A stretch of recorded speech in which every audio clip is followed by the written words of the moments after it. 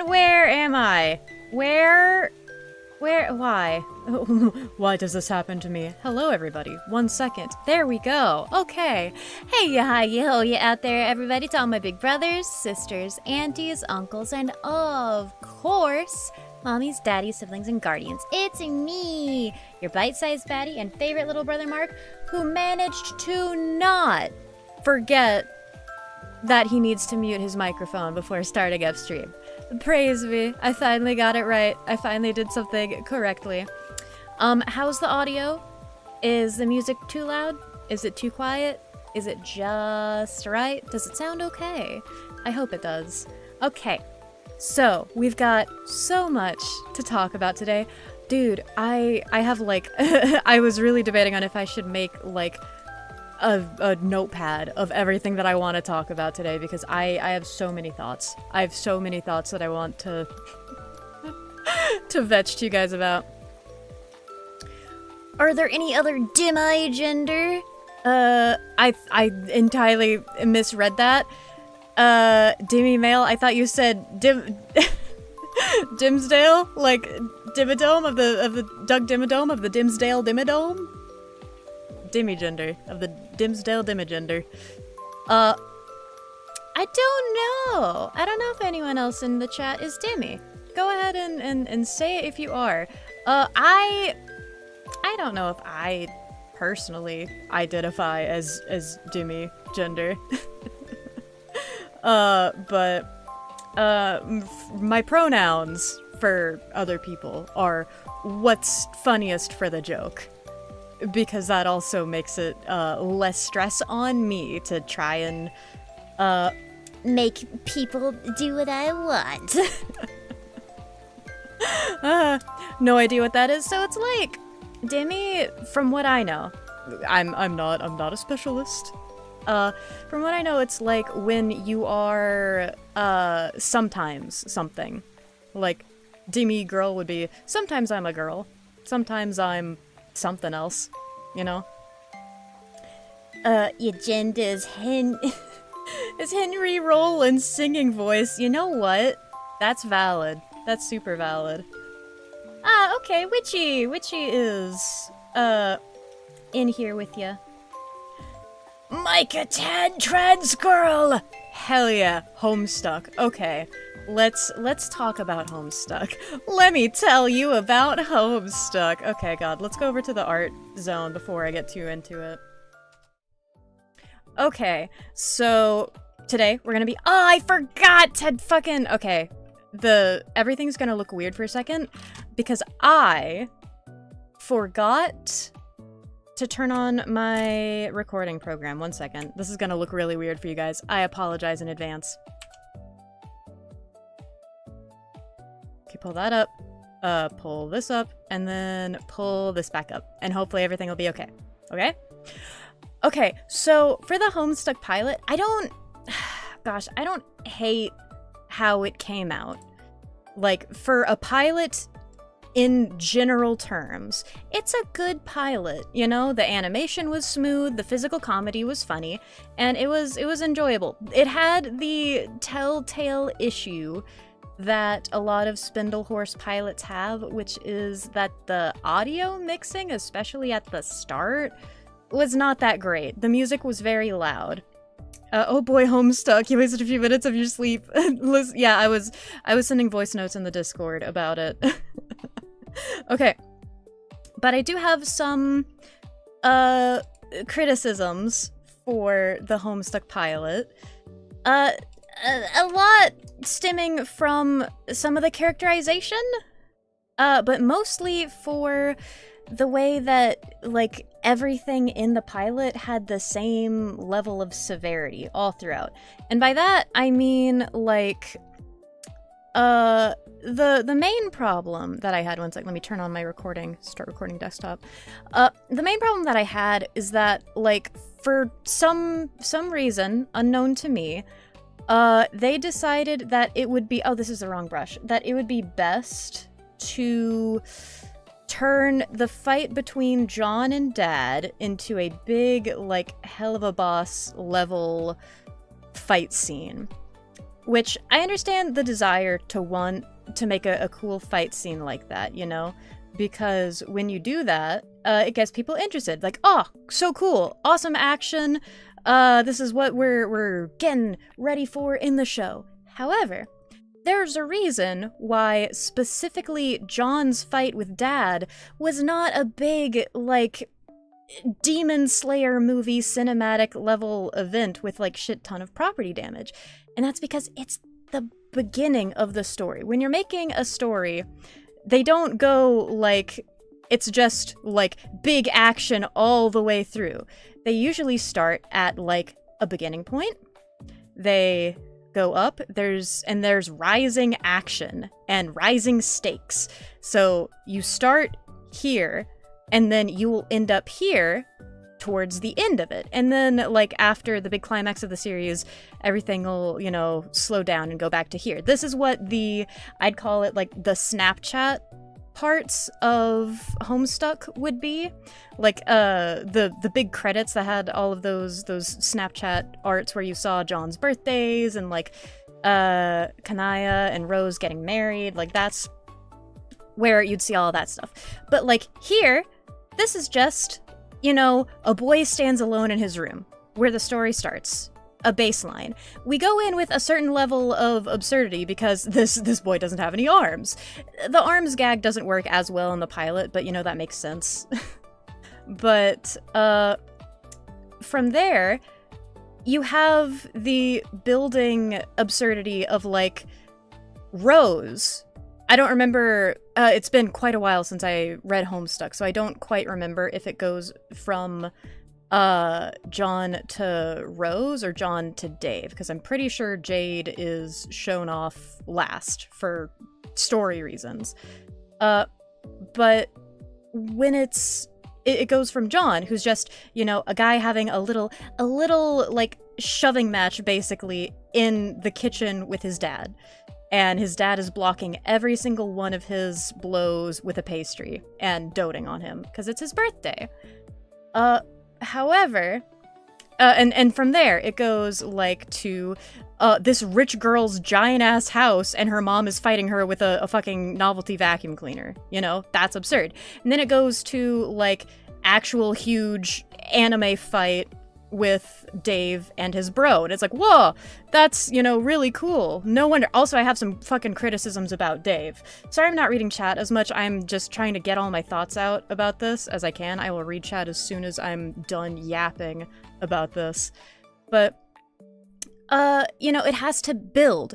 When we start by showing John and Dad having this huge, like, action shonen level fight between each other, like, that sets that as, like, the main precedent of the story of, like, oh, okay, so this is the normal world where people for no reason just have huge fights, like, that cause a lot of property damage with their parent or guardian. I see. But that's not exactly it. Yes, it's common in Homestuck for kids to have, like, fights with their guardians, but they're not all huge anime level, like, produced fight scenes.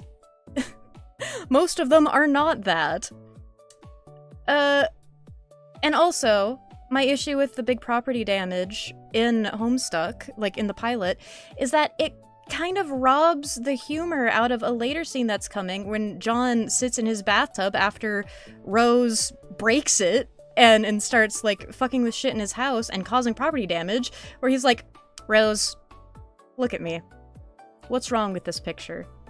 Because that's funny, but now that he's caused that much property damage, like, what's the point? That's not gonna be as funny. It might still get a, yeah, but it's not gonna be a, yeah, that makes sense. That's silly. That's goofy.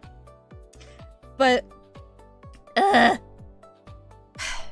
Dave, his whole thing, because Ash, in the Discord server, you were saying you liked Dave. You liked how he was looking.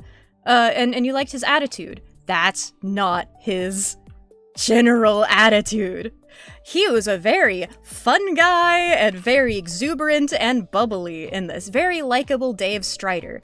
Dave Strider in the comics is an irony poisoned, jaded, like laconic jackass of a boy.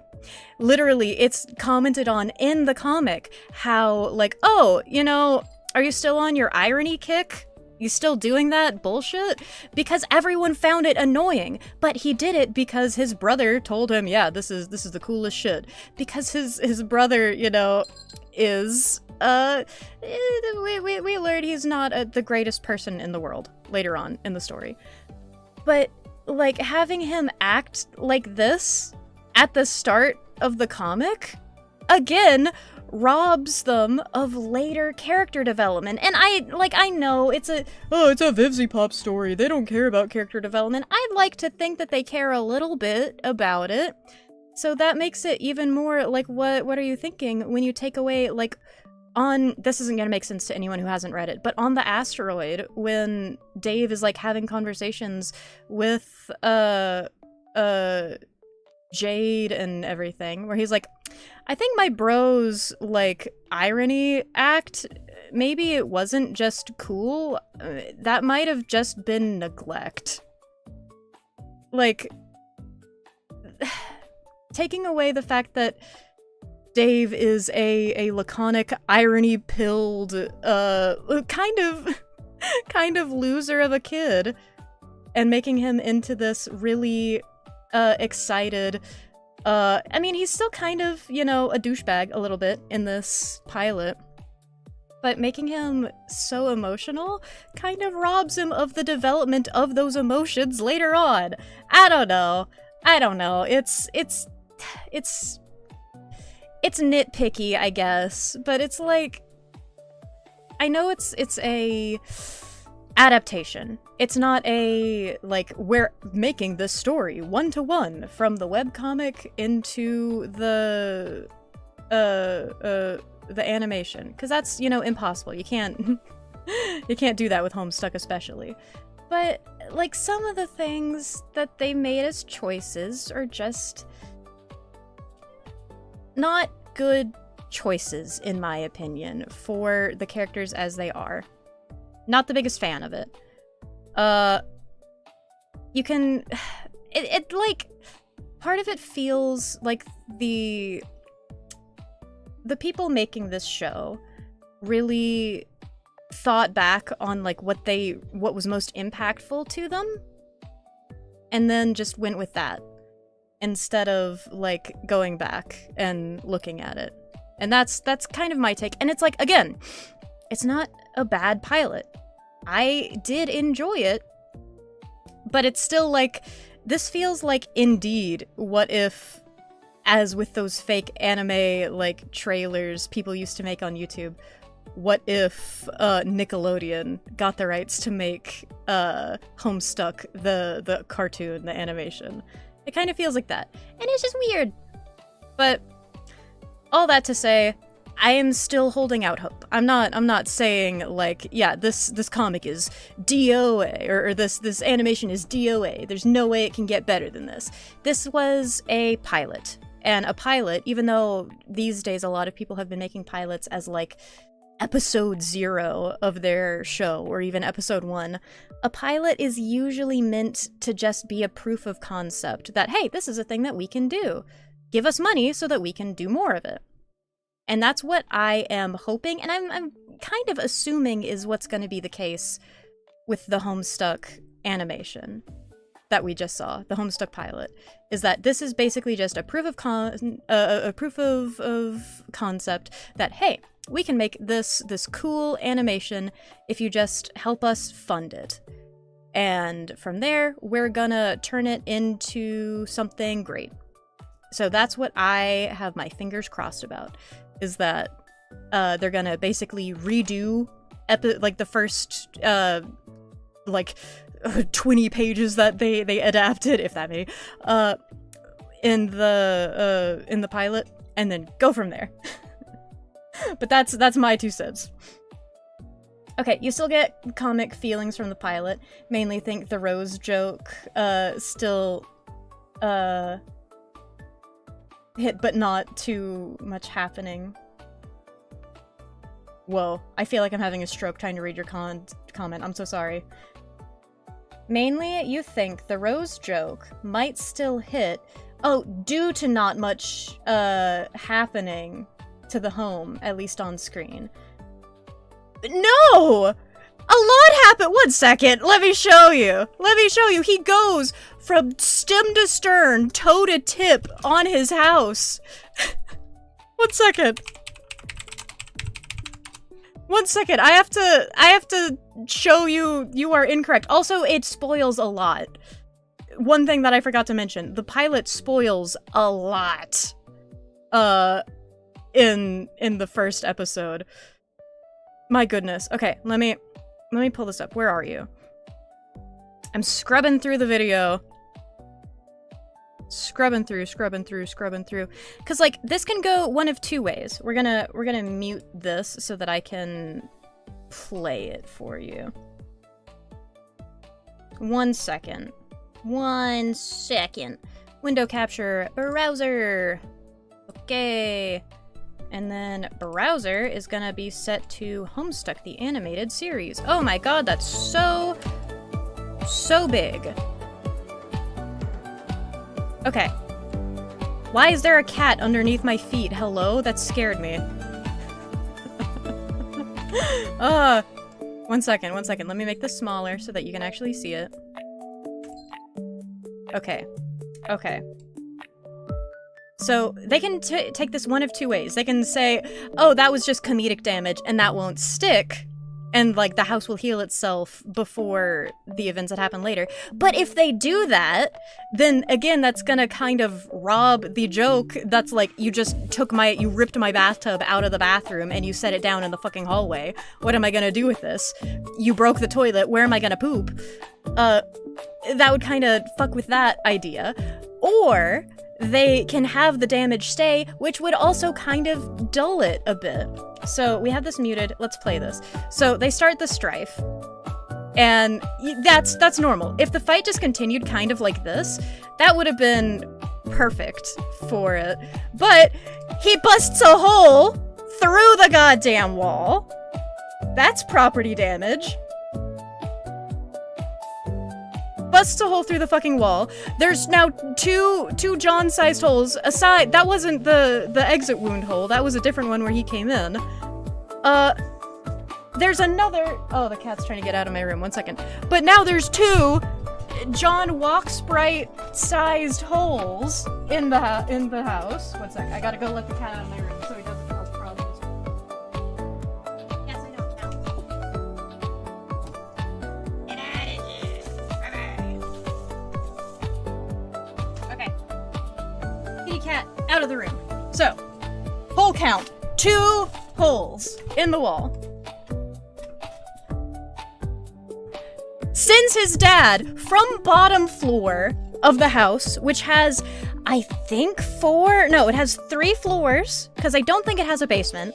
So it has the main floor, the upstairs floor, and then the attic. So through 3 floors, sends him out. And, like, I do really like the bit that's coming up here where, like, dad ends up protecting John, but, like, this is such an epic fight and I'll show you what the actual fight was in the comic.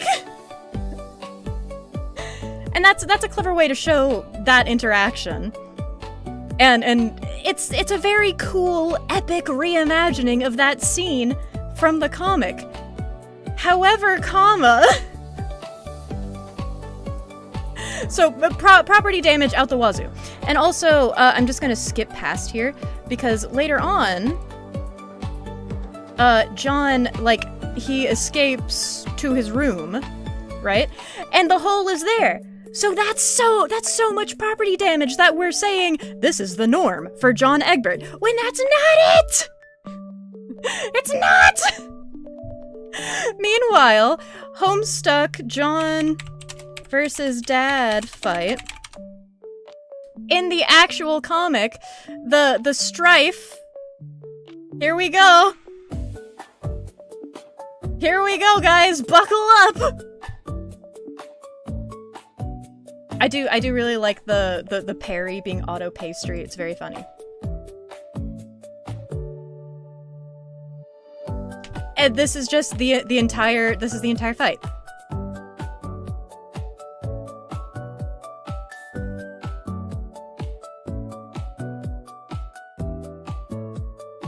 Right? And then, oh god, where's the pages?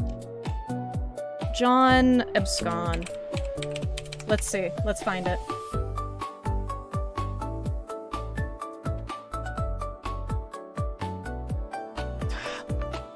John Egbert says the N-word. That's not what we're looking for. I don't think he does that. Okay, one sec. Let me hide this while I literally pull up Homestuck.com.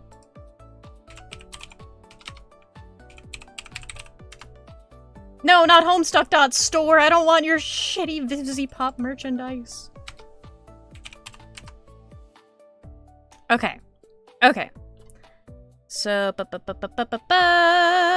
give me the archive. Homestuck. Homestuck archive, please. Give me the map. Give me the fucking map. Okay.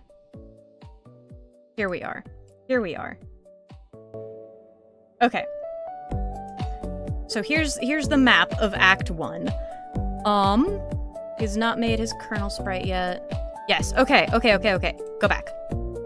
Go back. Like, the fact that he keeps breaking shit is a joke in the comic. Because he's like, I'm gonna get in trouble for doing this. Oh, please. Hide Pesterlog. Go back. Go back. Go back.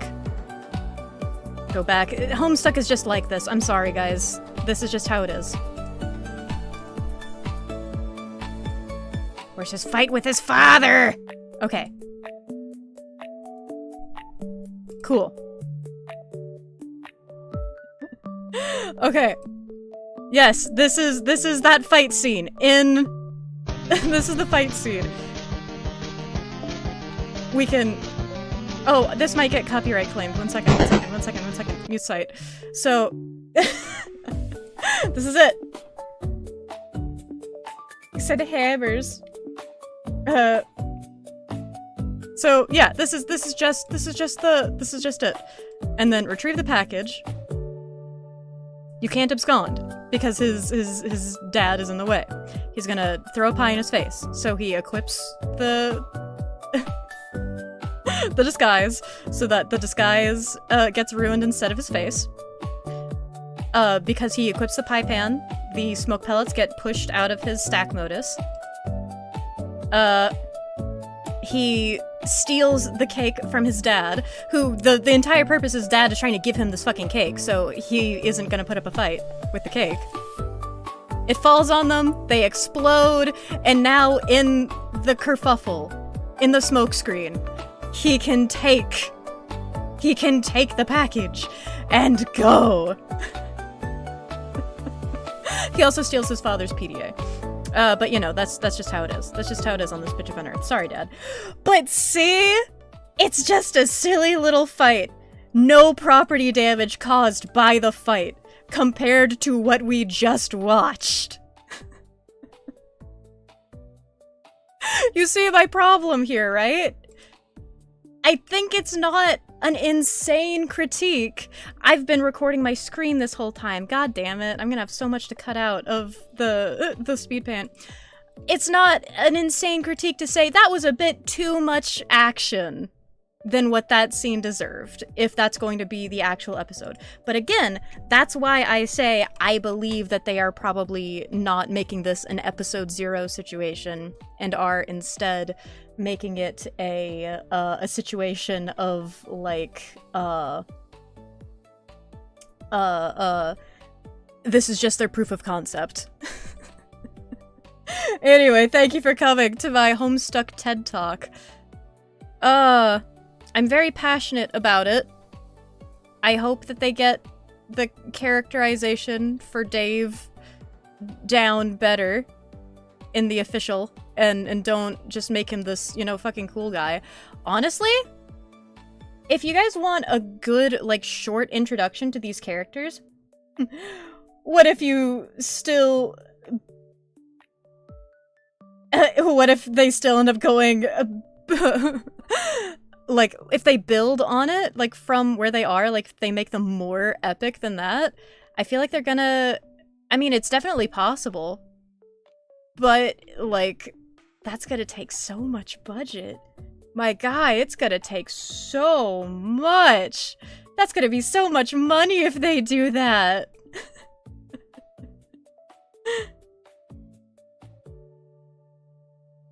I hope they don't.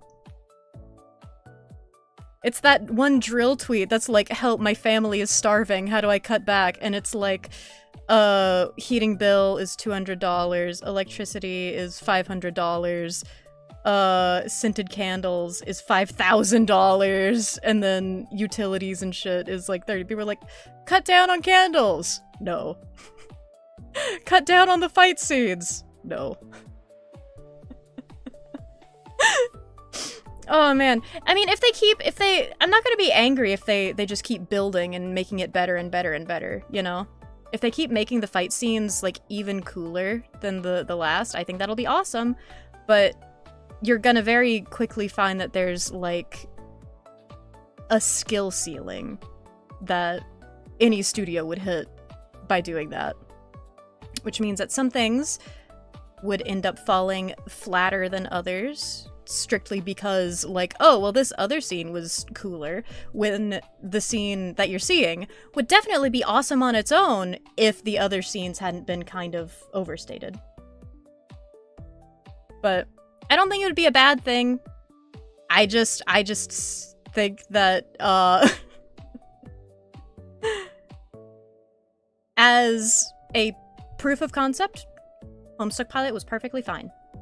Very, very fun. Entertaining, bad audio mixing. But as an episode 0, it's kind of buns, kind of hot dog water. But that's my opinion. To keep it simple. Oh, okay. I think we got it, Ella. You got it. You go sometimes, girl. Sorry for getting so impassioned about Homestuck. Viv knows Homestuck will outlive her. She just gave up.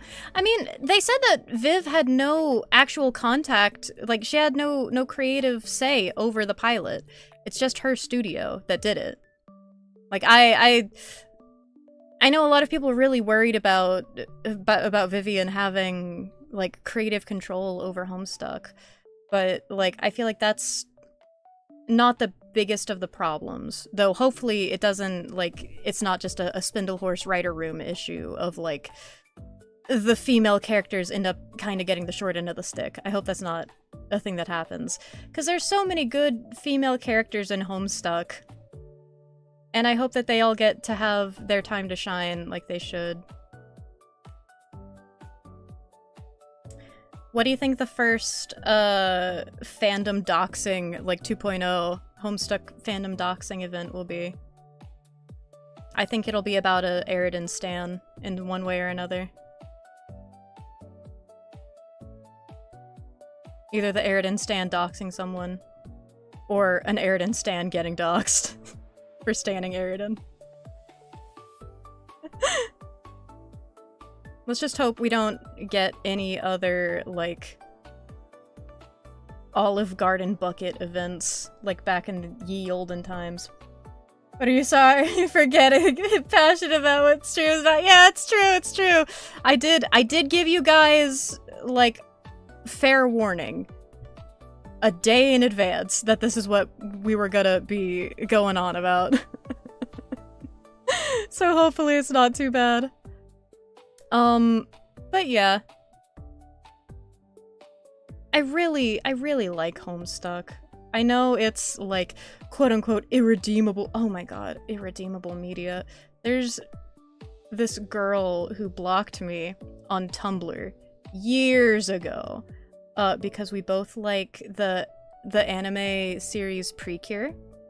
But I like Homestuck. And so she, who was like a big Precure Tumblr influencer, whatever you want to call it, she blocked me and like put me on a DNI because I like Homestuck.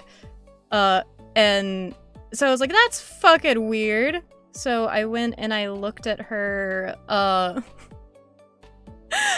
looked at her public DNF, which is like do not follow list. So like don't follow me if you're XYZ or if you like XYZ. And she has like things like Homestuck, Ruby, like I think she had Demon Slayer on there on the DNI, but I don't quite remember. And then she was like media that I like she had them under quote unquote like irredeemable media. Like media that there's nothing good about it, and there's nothing like you can say that will change her opinion on it. And I go and I look like further at her list of like this is media that I like. She's got JoJo's Bizarre Adventure on there. She's got South Park on there. And she even, like, she understands the hypocrisy of it, clearly, because she had written on, like, in her DNI list, like, I can like these because I know how to think critically about my media. And it's like, girl, what are you doing? It's like, I'm not gonna yuck your yums of enjoying South Park. One of my very bestest friends in the world really likes South Park too. But to say that Homestuck is an irredeemable piece of media, and yet South Park, which, you know, makes the same jokes, but worse, on television, is okay because you know how to think critically. Like, hello, madam? Homestuck fandom will start repeating everything, and you do mean everything? Please, no, I can't deal with the Olive Garden bucket event again. I can't do it. I'm not strong enough. 1, 2, 3, 4, 5, 6. 1, 2, 3, 4, 5. 1, 2, 3, 4, 5, 6. Yay! I know how to count! Okay. Back on track. So the character I'm drawing right now, his name is Vale. Much like, in chat, much like, Ella, he is a demi-boy. Usually, he goes by he, they pronouns. A lot of the people in the Geology Research Club use they, them pronouns for Vale. And they are a PhD student. They're in their 30s. And they are dating Freda. And I love them. Vale is very cool. They are our personal, laconic nihilist of the group. There is, so much that, they are tired of, and that includes the leader of Rainbow Punch, Mason. But still, they, like everyone else in Rainbow Punch, in the Geology Research Club, they love him. Not romantically, but still. You can ramble about trans identity in Flatland. You chase your bliss. Chase your bliss, girl. I might not read all of it, but I chase your bliss. The pilot have unleashed hell upon us. We're going to see it all happen. No! No! Alright. I cannot wait until I can start working on the actual comic for Rainbow Punch. Because, good golly, I don't have, like, all of the details laid out for it, but you can't wait until you have literally every minute detail for a comic written down to start writing it, or start drawing it. Because if you do, you're never gonna actually draw it. One of my biggest, like, the most helpful tips that I ever got was, do you want to start a comic? Just start it. Just do it. Okay. Oh, dude. Okay, guys, I have something that I'm a bit frustrated about. While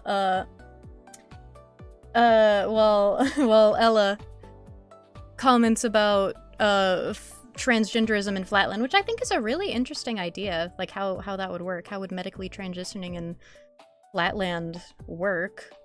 I'd be interested to know your thoughts on that.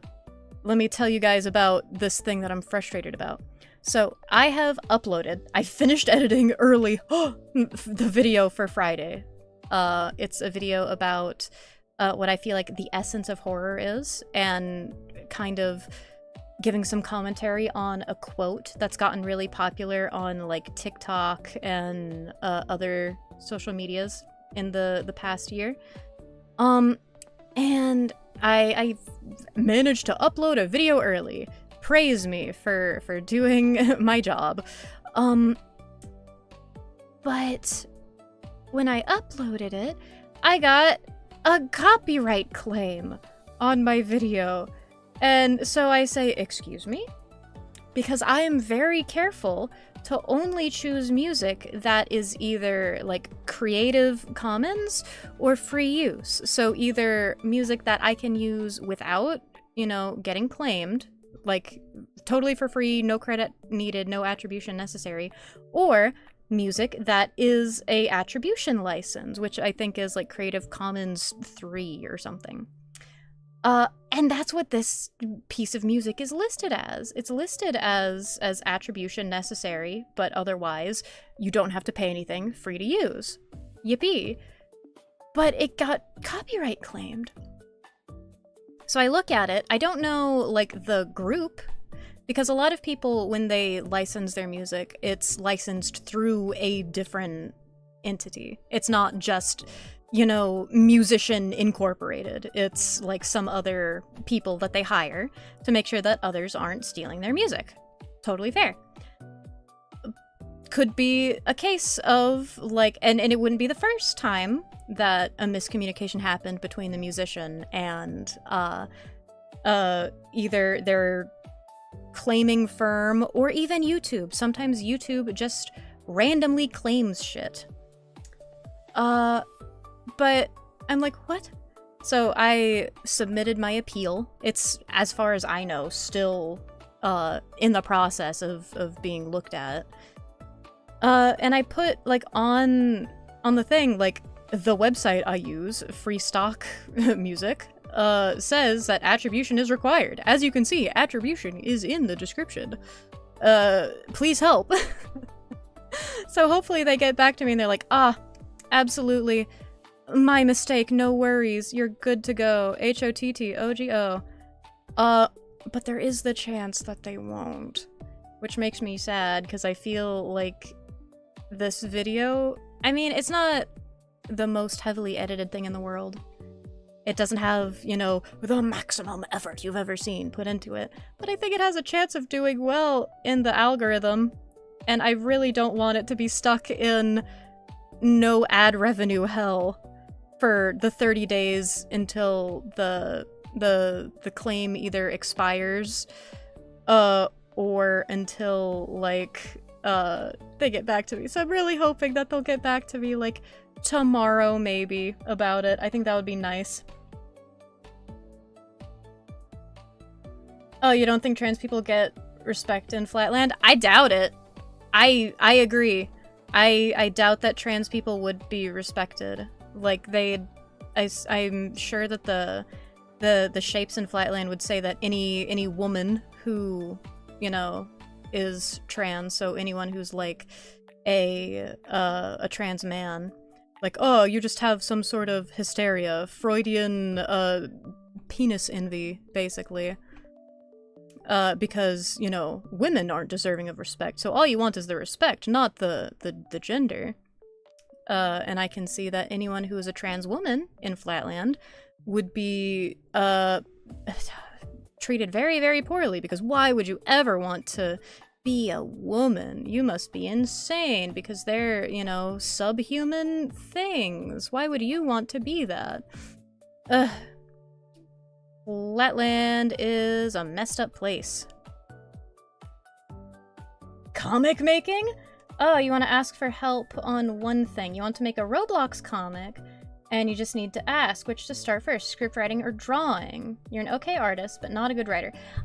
Definitely, I would say start with the writing in a general sense, even if it's just like making a bullet point list like this of like, this is what I want this to happen at the start. I want this to happen somewhere in the middle. I think this scene would be cool. I think that writing down a list like that is always very, very helpful when you're starting a comic. I have a few that I have still in my work in progress folder that I need to finish. And they'll go up on my Tumblr. If you're not already following my Tumblr, make sure to go follow my Tumblr. It's linked at the top of my YouTube. But it can be good just to, like, if you have an opening scene for your comic that's, like, just haunting you and the vision won't leave you alone, it can be really good to just put that down on paper if that's what you need to continue. But definitely make sure you have some ideas written down, or else it'll get very difficult to keep going.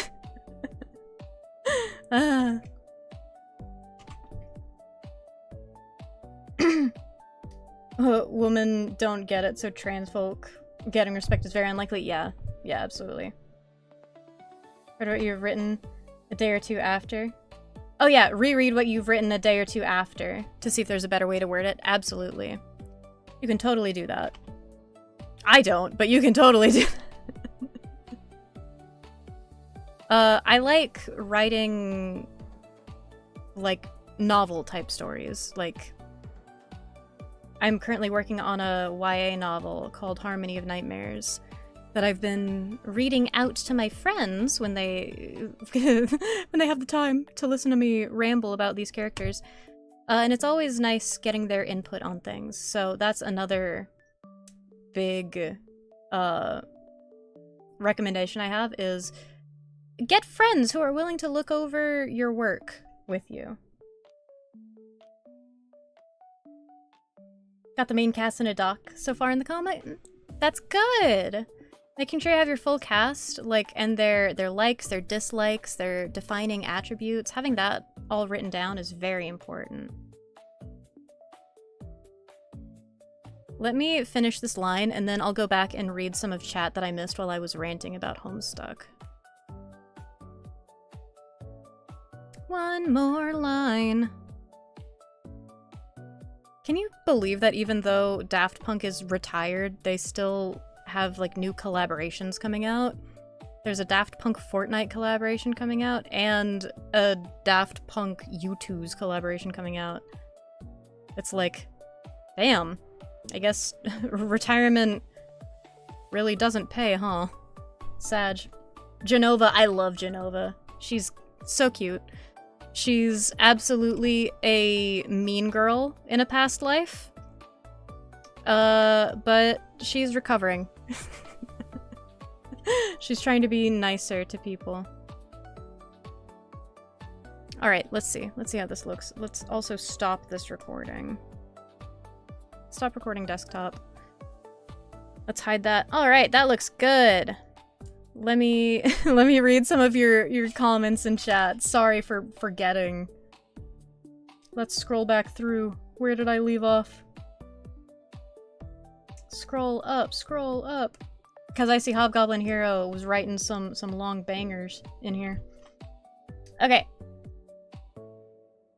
You think they did that to see what they can do with the Homestuck stuff in a battle scene? By the way, you spelled scene here, you spelled it Sean. S-E-A-N is Sean. S-C-E-N-E is scene, like a battle scene. It's a pilot, so it won't... Yeah, see what they can do. Agree. The show felt like it was made for existing fans, not newbies. You had no actual intro to introduce the story and what was going on. I agree. I totally agree with that. It seemed more like they wanted it to be a, something that was for the fans to get more interest in it. And of course, for people who already really like Has Been Hotel and Hell of a Boss. 100%. Ridiculously overdone. It was also out of nowhere. Nothing explained. Yeah. That is another thing, because with it being only a 12-minute long pilot, there wasn't really enough time to show why John was avoiding his dad so much on his birthday, or why he, like, didn't want to combat him, and why they had to start fighting each other. It doesn't go into any of that, which in the comic it does. It alludes to it. You get the, as you're reading it, you get the feeling like, they're gonna like have an argument when they meet up, you know?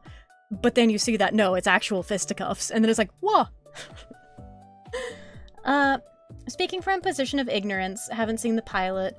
Could this be a perspective thing? Like, we watching the fight or watching a fight from John's perspective? No. The property damage says no. He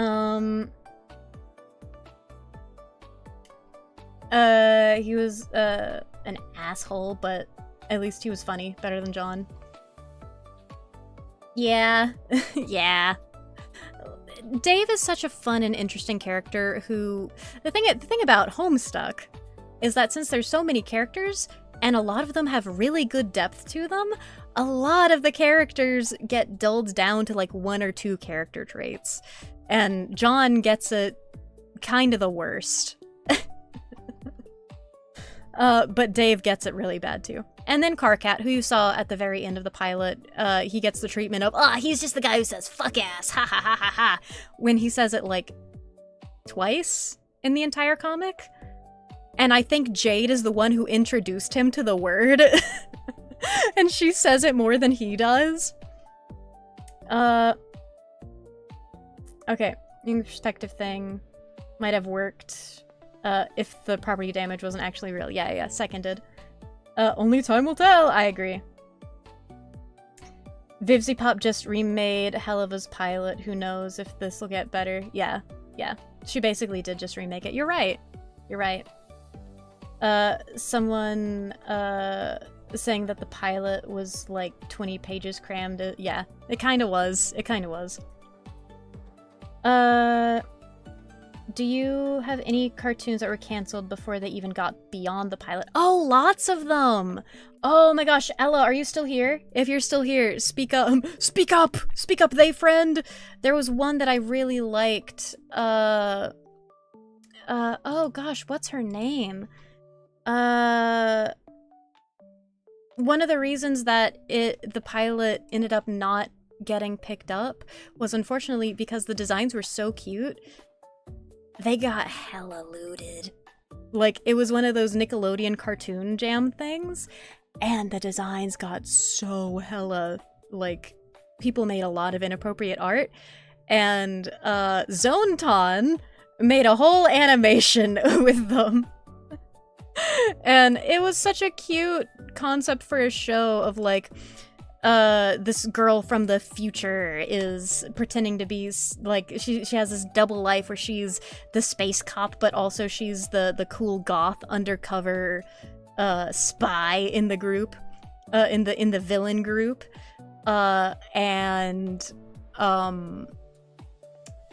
she's like trying to find her parents and stuff, and that's what the pilot is about. There's like this special object that she's, as the evil goth version, she's smuggled for the villain.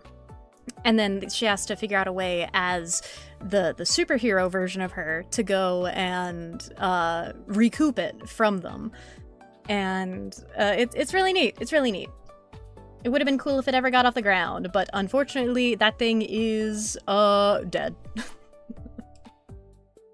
Gosh, I wish I could remember the name of it, or even one of the characters. You remember that from the comic? Good grief. Turning up to 10 to begin with, yeah.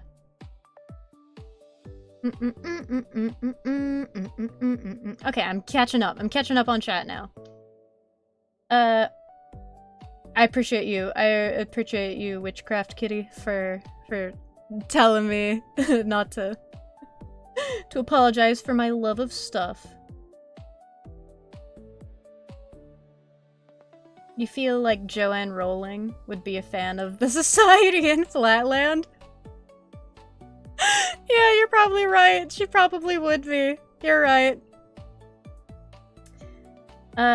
You've thought about this comic for a long time, if you may say. It's about Roblox fans versus what corporate wants for Roblox. Ooh, that's neat. I think the biggest sticking point with the pilot is that we don't know whether it's a proof of concept or an actual episode 1 or episode 0, so it's difficult to know how to criticize it. I think that's valid. I think that it has quite a bit of potential. I think I wanna think good things, because all of my friends are in the park of we fucking hate Vivzy Pop. We hate her and the horse she rode in on. But you know, I don't wanna be super negative about stuff. You know, I wanna give it a chance. I don't have the biggest hopes in the world for it, but I still wanna give it a chance.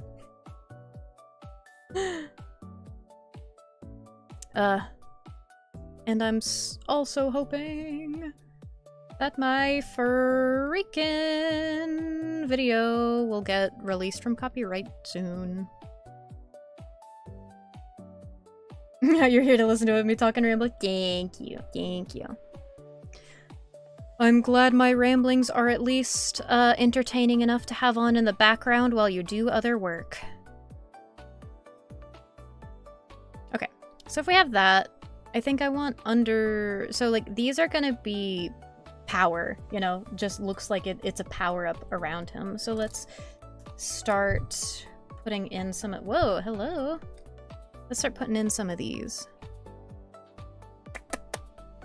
I need to stop that. That's a very unappealing vocal stem when you are a streamer.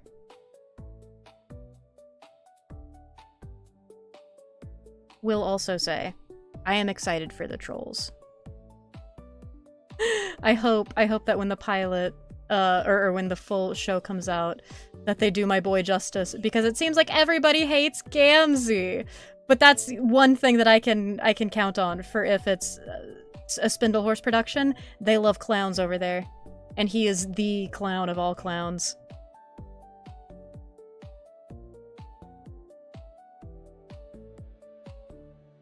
So I am certain that he will get good treatment from Vivzy and Co.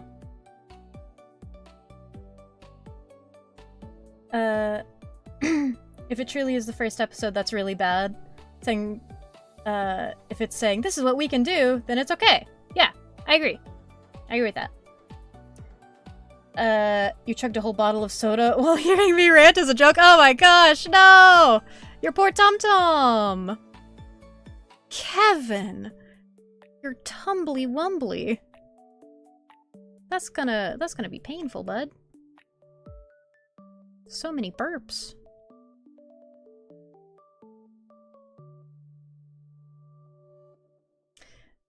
I really feel like, Gamzee's poor treatment. Sorry, back on this again. He's my patron troll, what can I say? I love him. Oh god, why is the bucket tool so yucky? 1 second. Because it's not set to anti-aliasing or close the gap. What the hell? What the hey?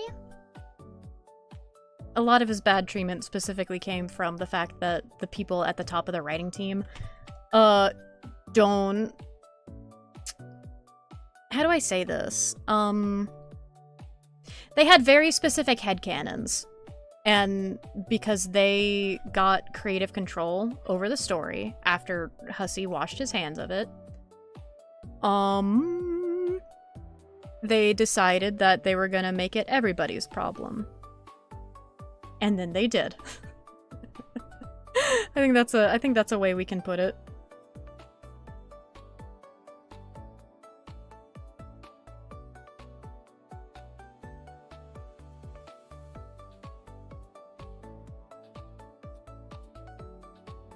Ella, where's your rant about transgenderism in Flatland? I want to hear it.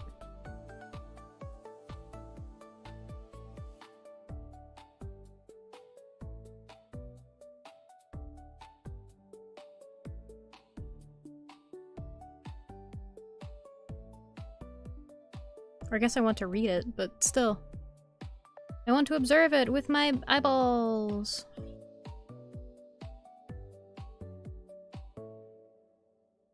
Okay. And then I think we can pop one of these bad boys and turn that down to 50. Yeah. Because half of this is going to be like covered up by everything else. Trans Flatlanders would basically get no respect at all. Yeah. Oh god, it's just like real life. We out here. Oh, that reminds me. I started, like, looking more at my analytics, like, on YouTube. Easy Flatlanders... Transmisic? What does that mean? Transmisic?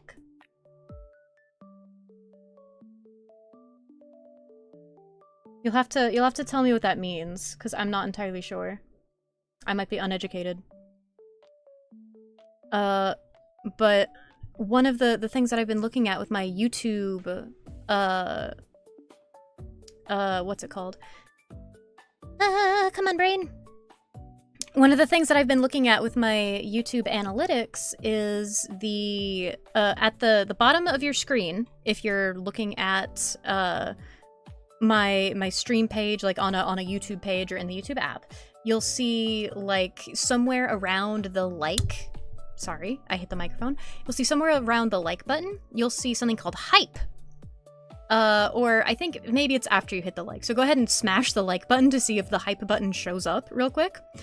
And hyping apparently is something that adds like, extra incentive, like directly from the YouTube algorithm or to the YouTube algorithm. Like it adds a, let me make sure I get the right colors here for Veil. It adds like extra weight to your video if people hype it. And apparently hyping is only something that you can do in the first few days of a video being out. And like, I think you can only do it during a live stream if you're using a live stream, but everybody gets like 3 free hypes, like per week or month or something. Doesn't show up while live / in premiere? Darn. We'll have to look at what hypes, like if hypes show up for anyone else, because it might just be an app thing too. I'm trying to find my sparkle brush. Basically just transphobia. I see. I'm sure they'd be like heavily transmisogynistic too. Like just incredibly so in Flatland. Where's my freaking... Where's my jewels? I need Twinkle. There it is. There it is. Per week would be best. I agree. But like it's something, hypes are supposed to be something that lets you have a higher place in the algorithm based off of the love that your community shows you. And I think that's really cool, actually. Like genuinely, I think that's such a cool idea to do.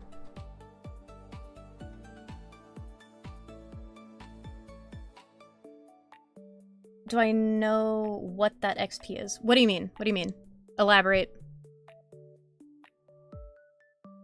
Like how much XP? Or something else? Let me scroll up. Let me fix this because I didn't put this here. I'm pulling it down so it doesn't have this nasty, nasty tangent line. And now we can start with the actual coloring! Whoa! Okay. That's gonna have to go... Nope, I don't need that one duplicated. I need a layer and a folder. Thank you. Another one, thank you. Okay. XP on stream. What is it for?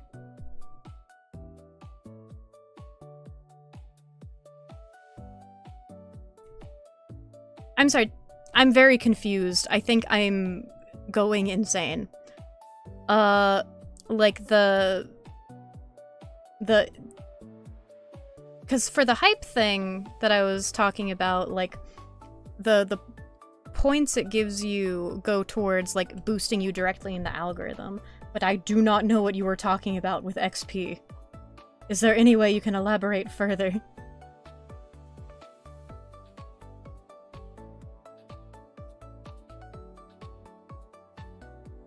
Oh, also, I got my YouTube notifications working again, finally.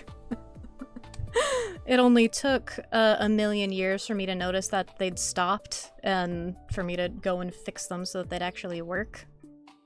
So now, if someone follows during stream, it should actually say, "Wahoo!" It should show up right on the screen for everybody.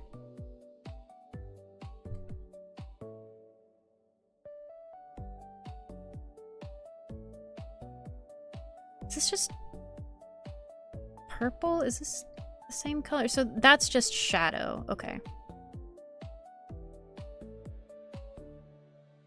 That's fine.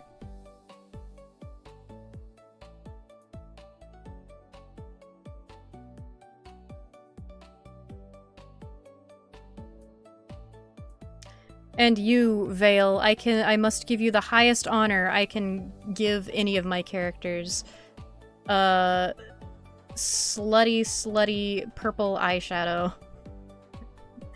When viewers watch streams, they get a little thing at the top of the chat that says XP. Huh, I don't see that. Just sent it. Purple crown. Show. Oh, that's like, okay, so like on my stream, it shows like, it shows like little crowns on you guys' heads. Or not on your heads, but it shows like little crowns in front of your chat messages. And like a number by them to say where you are in like the chat room leaderboard. Let me see. Those purple highlights might be a bit too orpal. Might be a bit too big. My music stopped! No! Was I really yapping about Homestuck for an hour? It did not feel like it. Okay, one second. I will look in the DM and then I will get some more music going for you guys. Time flies when you're talking about Homestuck. Okay. Also, I think it's important to know that Vale dyes their hair green. No specific reason. I just like that. I just like that for them. Let's see. I click. 100 XP, huh? Yeah, I can't see the XP. I can just see, like, the crowns. And, like, it says top fans right now. So, like, on my screen, it's sitting at Agent Ness is at number 1 with 125 XP. Witchcraft Kitty is set at 125 EXP in 2nd place. And Ella is set at 3rd place with 100 EXP. But when I go to the actual thing... Oh no, that's what it says. That's what it's showing now. Huh. That's weird. I have no idea what that's about. You have a crown? You're a queen! Yas queen? Slayer. Slayer. You don't feel like anyone that's queer would get respect? Dude, could you imagine being gay in Flatland? They'd probably accept that more, because men are better in Flatland. They'd probably be like, oh yes, understood, but, like, listen, you must propagate. Something like that. And then Sphere would be like, what the fuck are you guys doing? Free background music. Click. Let's see what this one sounds like. Yeah, that's good enough. We'll go with this. We'll go with this. Hopefully it sounds loud enough. You do wonder how XP is earned? I think I remember getting an email about it. I think XP is earned through chat messages. So whoever sends more chat messages, and whoever is like active in the chat for longer, I think gets the better scores. Is that really what I have as skin color? Yeah, that's it. It just looks very different when surrounded by other colors. Whoa, there's there's lyrics to this. If you can count the hoo-hoo-hoos as lyrics. Yeah, so very important to note that it's dyed hair. Because his eyebrows are brown.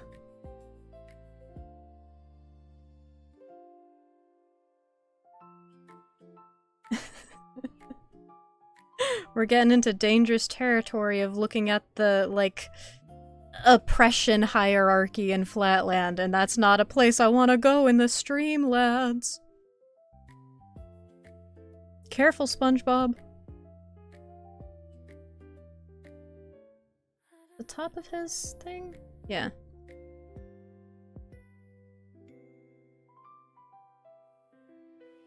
Wait a minute. Okay, I see where I erred. I see the error of my ways. The What the Sigma? This is supposed to go like all the way down here, like this. I see. I see what I have done here.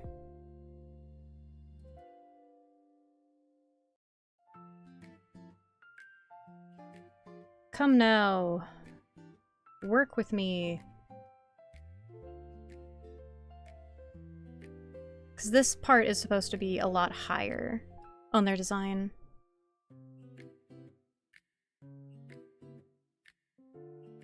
I'll just make a new layer so I can kind of do this. Oh, please work with me.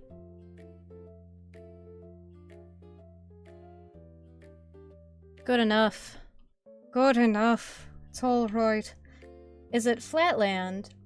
Everyone else being straight? Bizarre Flatland is Zigzag World. Would they be mainly gay? I don't know. I don't know. DC Comics, get on get on get on our level of gay Flatland, I guess. Okay. Now we have this here. Put this here. What else is this color? Is anything else this color? Are his hips this color? Yes, his hips are this color. And what about their knees? Are their knees this color? I think their knees might be this color. Anything on your feet? Anything on your feet this color? Nope. Okay. I think that might be everything that's this specific color. Let's do this lighter purple now.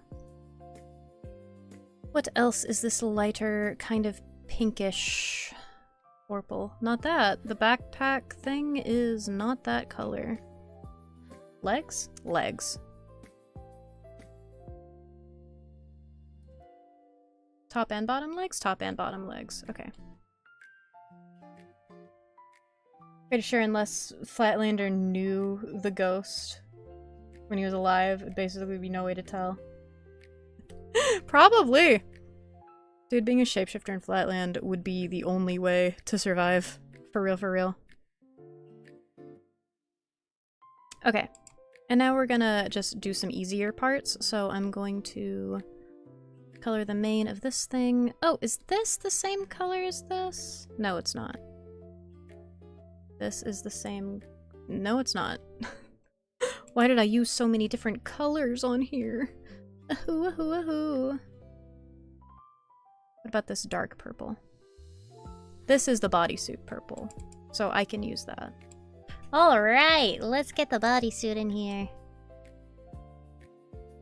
And then, are your forearms the same color? by any chance? I don't think so. Why did I put so many colors on this stupid they, them?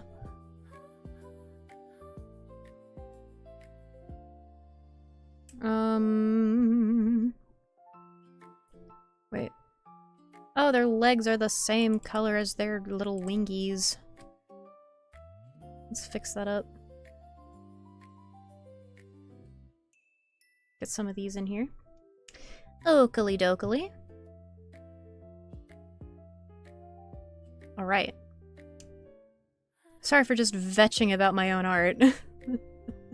About my own artistic choices that I made with my own 2 hands. So, Veil's power is that they can teleport. They have a set time that they can teleport people and things over. And it is the same time for no matter what size of matter it is, which makes it very inconvenient for if they're just trying to do, like, short, only a few people teleports, but makes it kind of very convenient and good for if they're just trying to, like, if they're trying to teleport a bunch of people at once.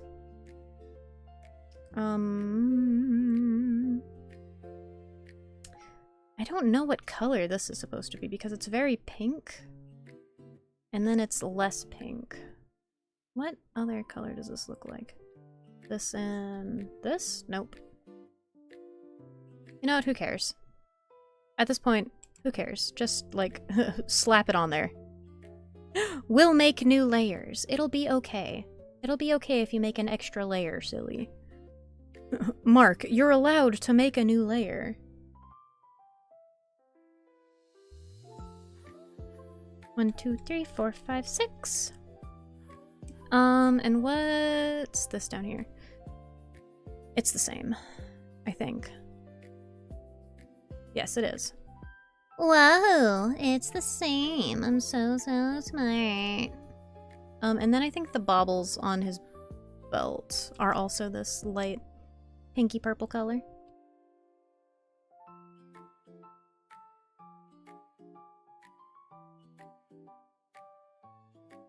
Yep. I agree, Ella. So is Flatline like your favorite thing? Or his shoes? His shoes! Finally, I have something that's the same color.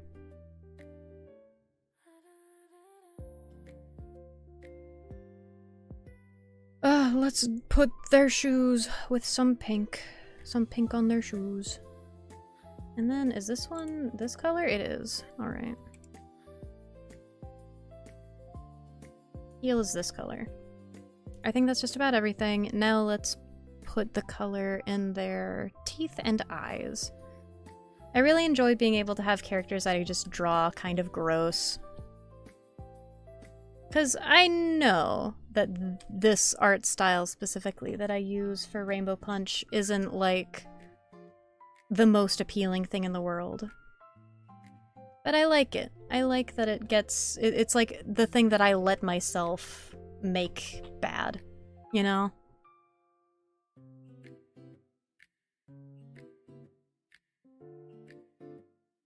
Or I guess not as polished. It's not even bad, it's just not super...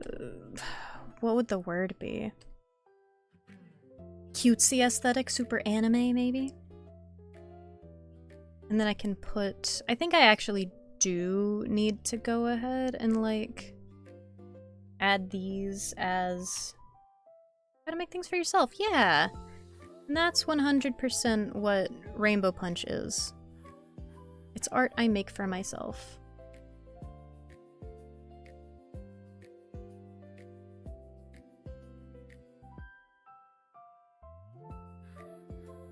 There we go. Just gotta make it look like they got punched right in the eye. That's where the punch in Rainbow Punch comes from. Right in Veil's eyeballs.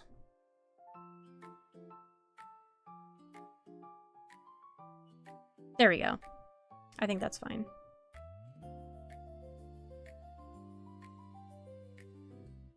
Cute. I love them. I love them, Your Honor. Veil gets no blushies because they are stinky. They're not actually stinky. They're stinky. Alright. And then... Apu, I need to get a different picture for the background. Over here into saved art. My own art to post. I need this.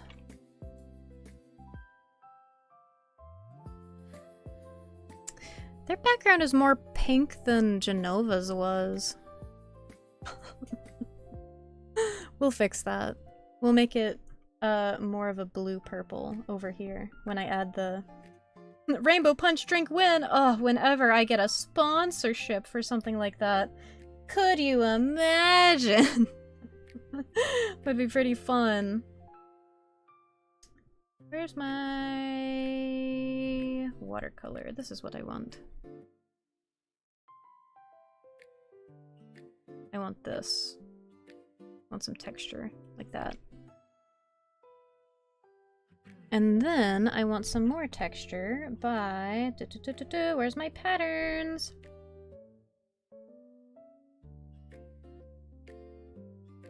It can be really frustrating when you don't see characters that represent yourself in media. It can be really sad.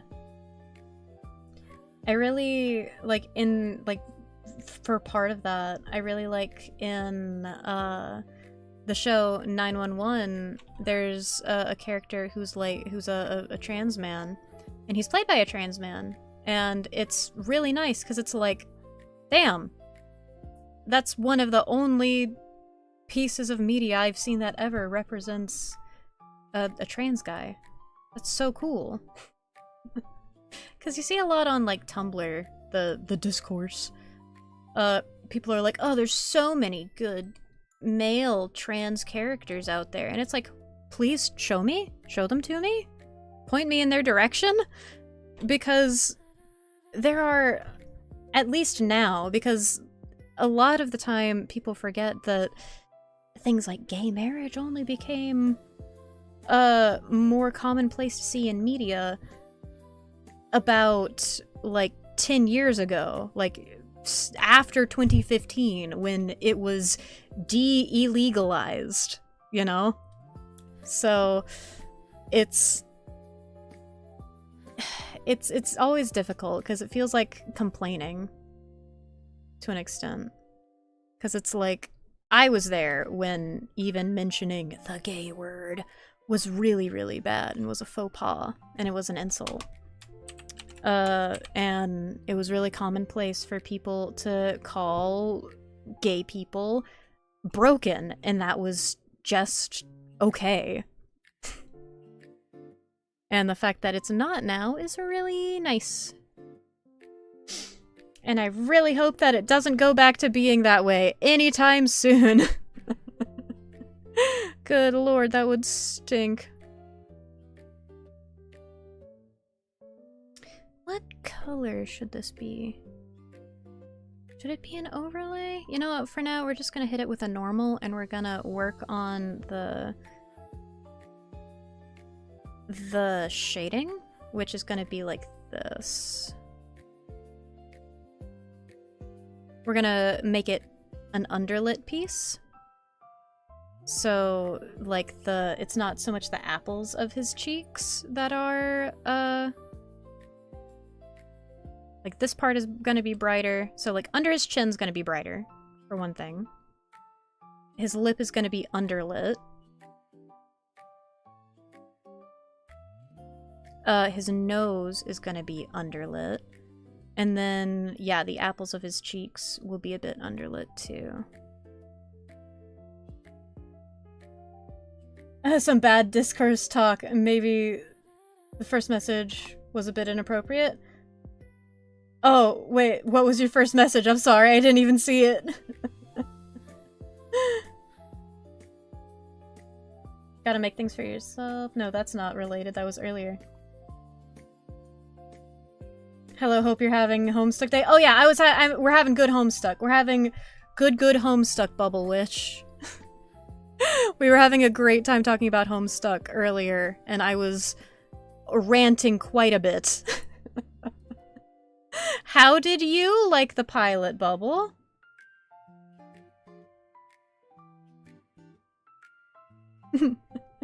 Yeah. Vale is Dimmy guy.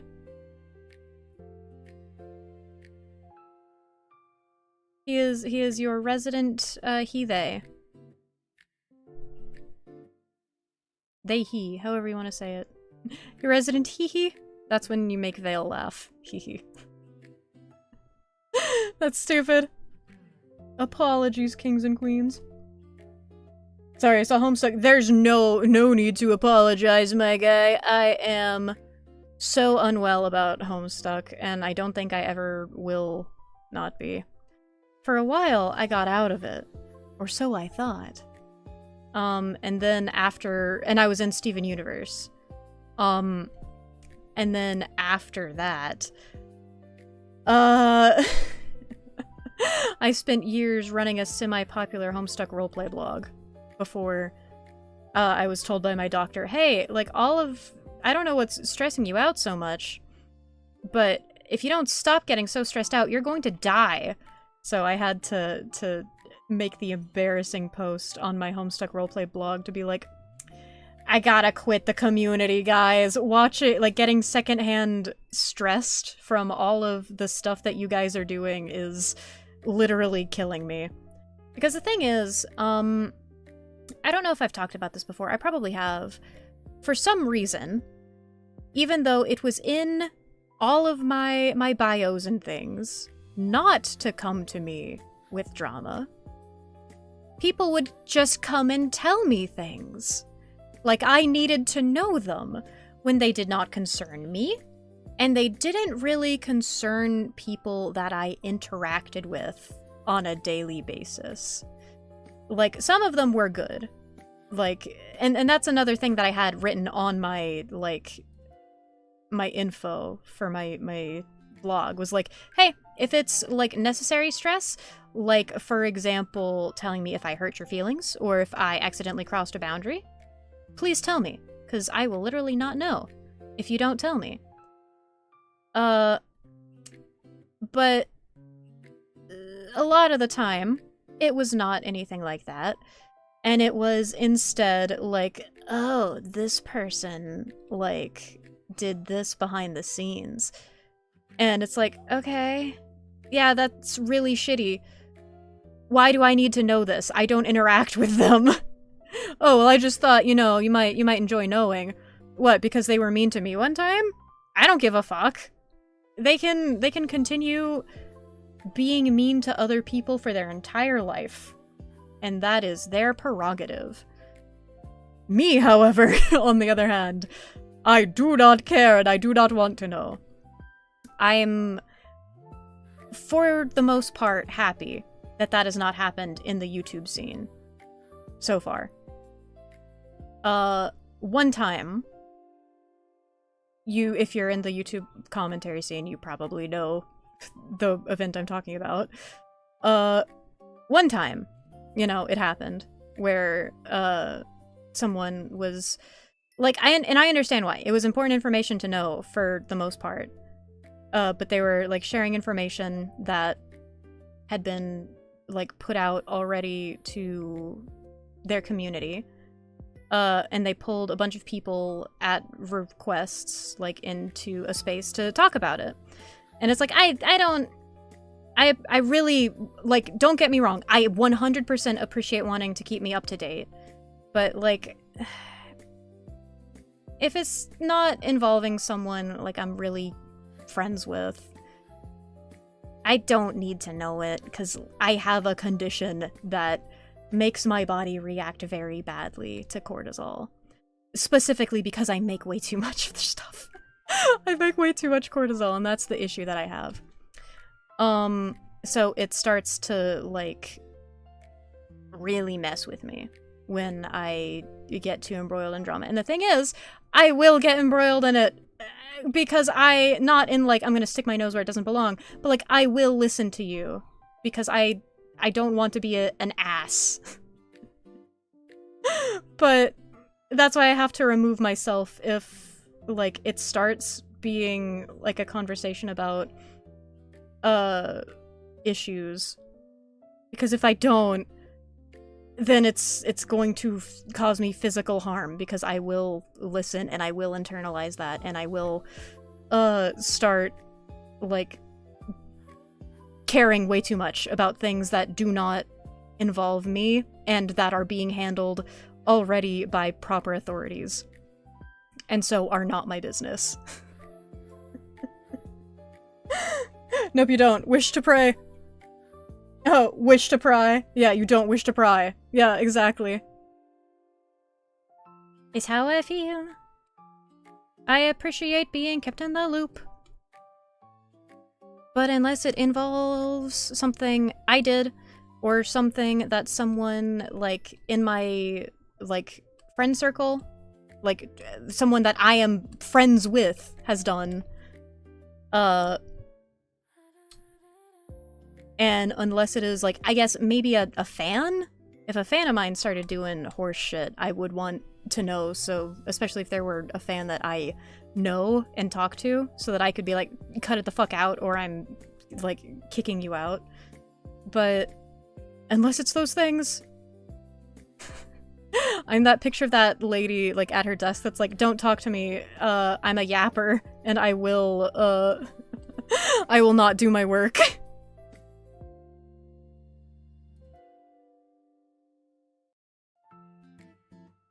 Truth be told, you've been in a lot of dramas before. You know the feeling?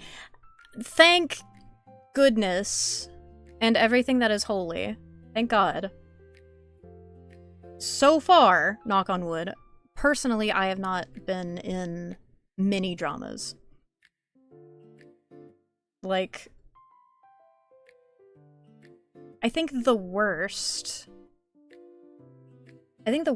drama that technically I have been a part of is, well, someone was doing shit. Someone who was pretending to be a fan of mine was doing shit and making other people uncomfortable, even though, like, to my face, they were doing the opposite of what they were doing, and they were talking about how, like, oh yes, this thing that is important to you is also very important to me.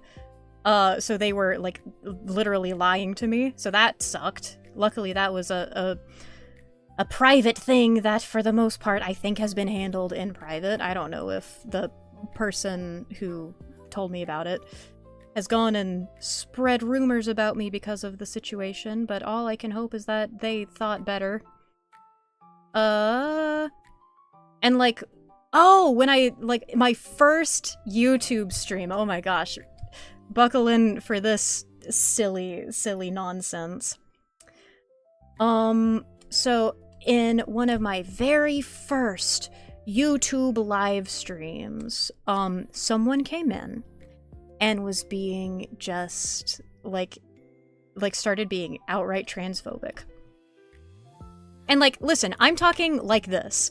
I'm not using any voice. I'm not doing anything in particular with it. This is just how I talk. That's just how I sound. And they came in and they're like, ew, why do you sound like that? And I'm like, I can smell this. I can smell where this is going from a mile away. And so I was, like, playing it off. You can fucking go back and watch the original stream. But it's one of those things where it's like, if you react badly, that's gonna make you into a lolcow, and people will continue doing bad shit to you just to get a rise out of you. So you're not allowed. You're never, in streaming and in content creation, you are never allowed to react publicly to something. You can react in DMs with your friends, but you are never allowed to react publicly, because that will just make you a target for more of whatever they're doing to you. Have a nice little tidbit of information from your good friend Mark here. So they went on a fucking rampage, because after they started being, like, just clearly, without a shadow of a doubt, transphobic, I was like, they don't know I know this trick, and I banned them, and I called them an idiot. Maybe you shouldn't have called them an idiot, because that tends to make people angry.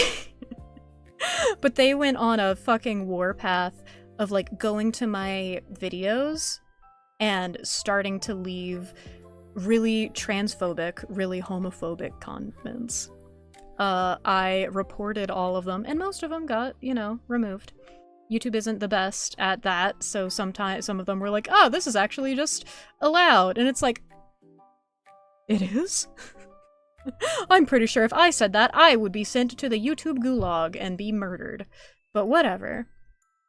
But what they also did was, like, they made a fucking YouTube short on an alt account, and they used multiple alt accounts to do this, by the way. And it's really funny looking back on it now. And their YouTube alt account that they commented this on, the name of it is a swear word and a slur, like just smashed together. And they made a like they tried to troll in their YouTube short that they made. And then I got an email that same night, like 20 minutes later. Like, the timing, I will be real with you, the timing felt very suspicious when it happened, but I have chosen to believe it's not. I got an email like 20 minutes after they went on that, like, I guess temper tantrum, from a creator who had not uploaded anything in like 6 months to a year. And this creator was like, hey, I just want to let you know someone in your community is like just started like leaving really bad comments. And if that's how your community is, well, if that's how my community was, I'd want to know about it. And I was like, oh god, this is not what I need after that. That was that was shitty. And I go and I look at it, and it's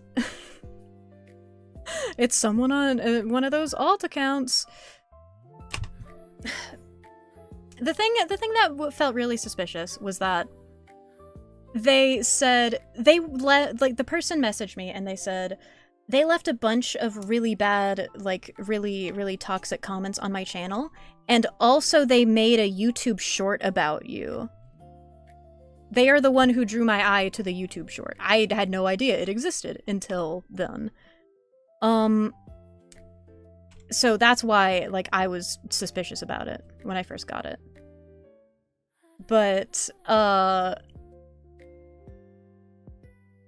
like, sure enough, like, there weren't any comments visible on their channel that, like, hadn't, like I said, they hadn't uploaded anything for, like, 6 months. And so my brain was like, why would someone go, like, why would this person who, like, literally their only upload on this account that's name is a cuss word and a slur, why would they go to this person who hasn't uploaded in so long? Why would they go to their account and comment on them and me?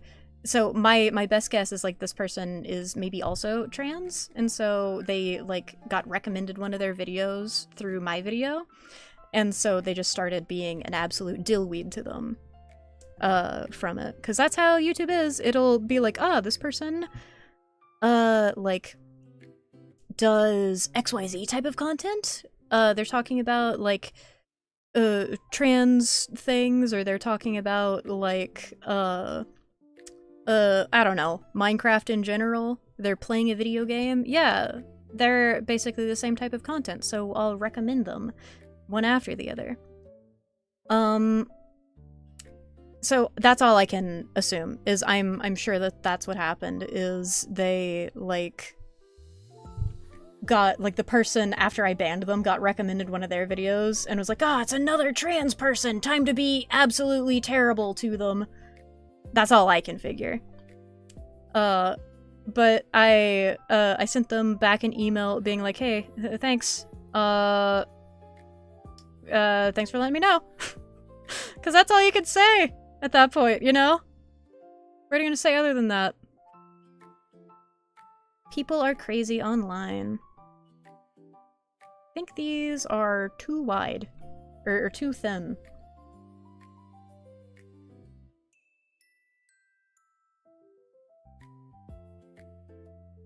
Oh wait, I need to make the width bigger. I'm so pretty. I'm so pretty.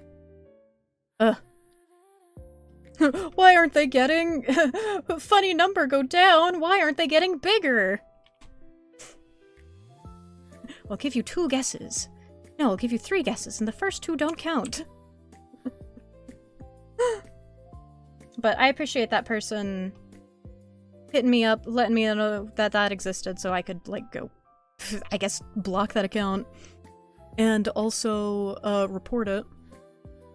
But that's sometimes just how it goes as a creator on the internet. So whenever anyone asks me, hey, Mark, do you recommend becoming a content creator on YouTube? I will say only if you have a very solid impression of who you are as a person.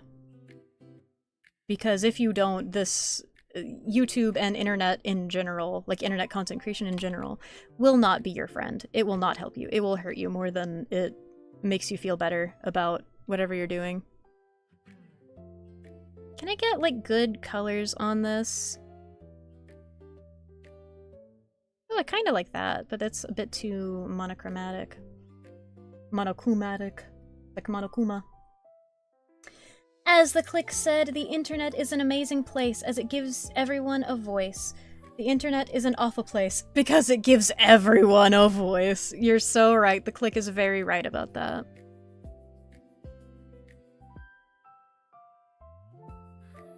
I'm debating. I'm debating on what looks better. I think this. I think this looks good. Yeah. And then I have to add, I have to add some white. Because we have to put this behind here, and then we have to say, edit, layer, add, panel material. Oh, I don't mean to put it as black. Can I get you guys' opinion on something? Can I get some, maybe not criticism, but could I get, like, an opinion of, like, oh, I like XYZ more than 1, 2, 3. Would y'all be up for that? Ah, fuck, I put that on the wrong layer.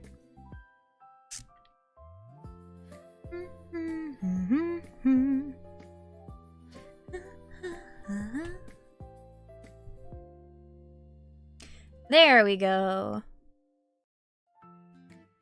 Oh wait, I have to also, add some highlights!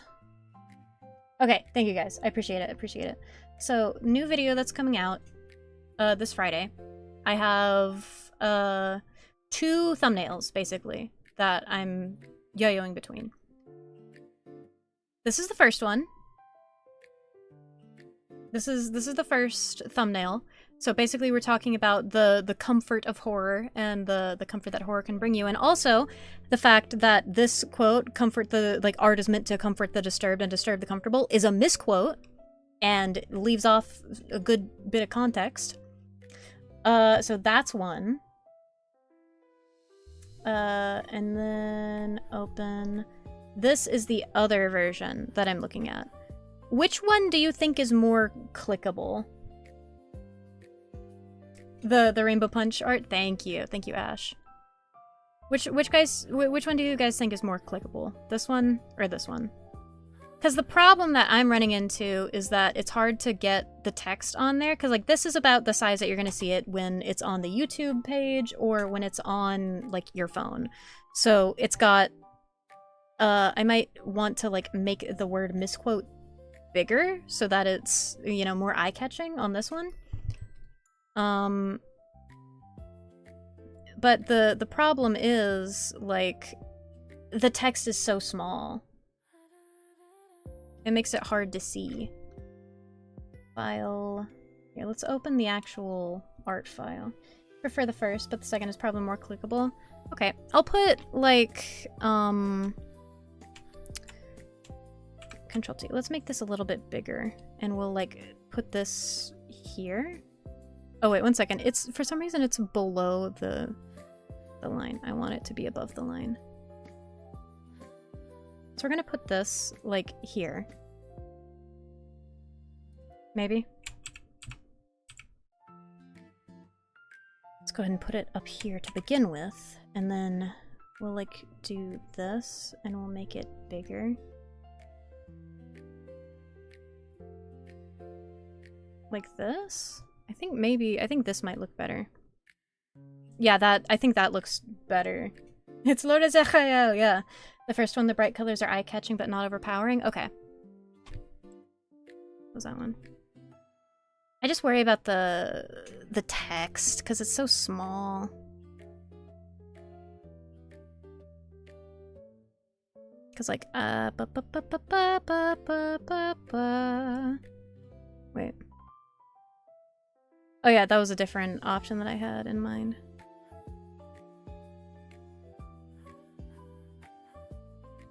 But it's really hard to get the text, like, any bigger.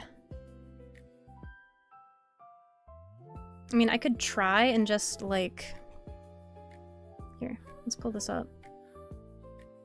I could also put me above it. Here, let's see. Let's see how that looks. One sec. Okay. Me above the line art. Or the, you know, the outline. And then, sorry, I have to put my tablet pen in my mouth because I gotta select a bunch of layers. A two-handed job. Okay. And now I could say Control Copy, and then I could say Control V, OS Standard Clipboard. Oh shit. Let's just Control.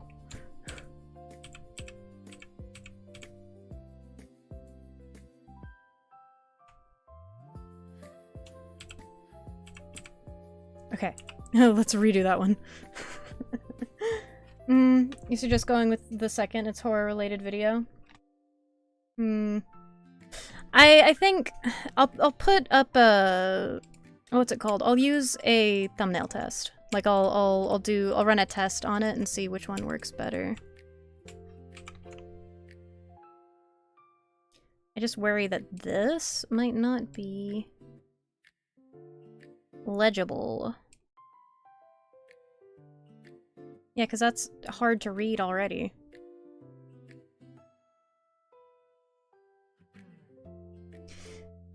Well, it's hard to say. It's hard to say. So there's that version of it. That's pretty much the same. Do you like it more with this in front? Like behind or in front? Like the little character in front of the... I think in front might actually look better. Save as... let's just save it as a different version. We're not hurting for space yet. 2-2. And then... where's Ezekiel? We gotta hide all of these layers now.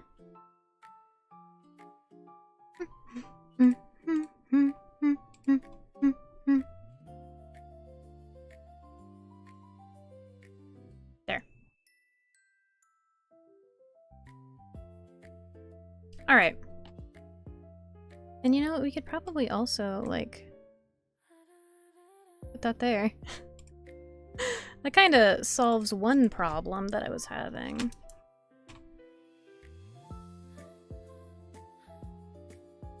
I think I'm still recording my screen, unfortunately.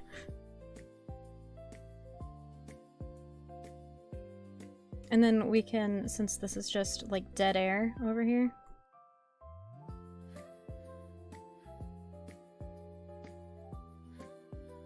We can just do this.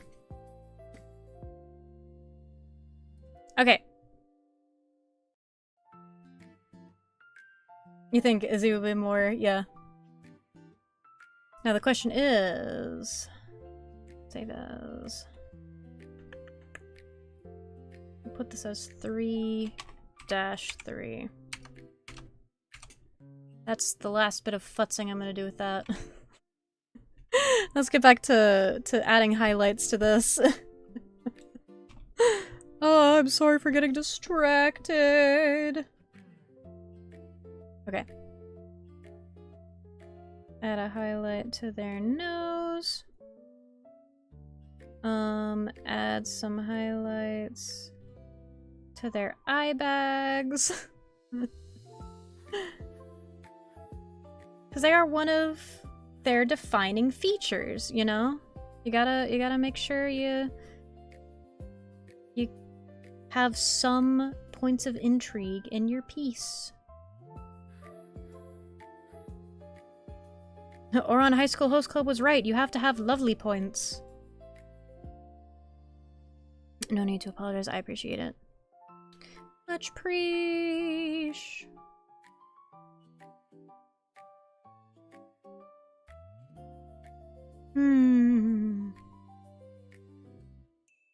Knights of Guinevere was an excellent pilot. It really was.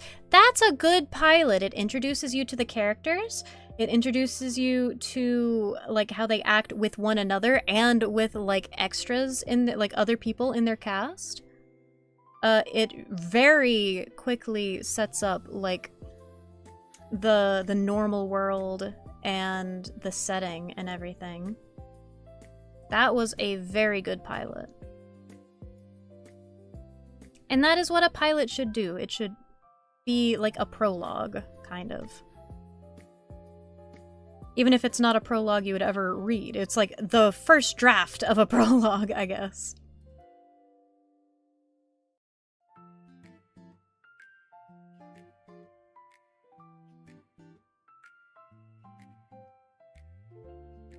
Mm-hmm. Indeed.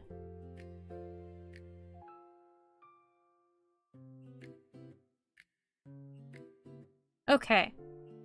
We've got these things. Woohoo. Okay. And then we're gonna put some highlights on his home. Please, catch up with me, latency.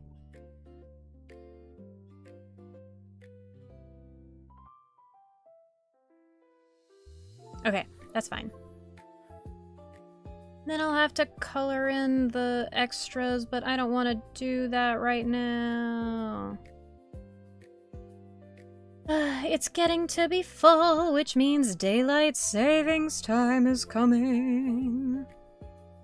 For the US. You don't have to worry about it. Ash. I don't think they do daylight savings time in Australia, do they?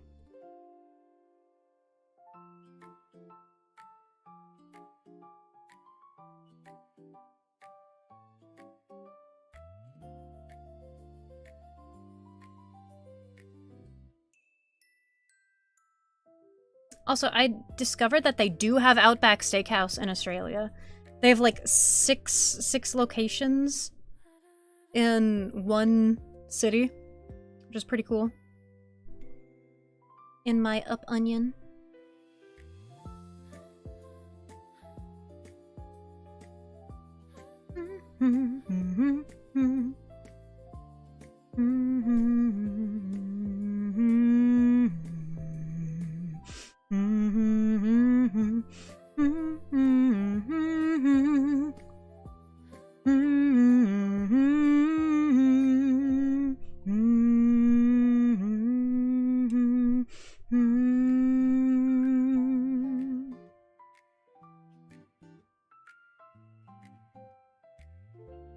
Have you ever been to an Australian Outback Steakhouse?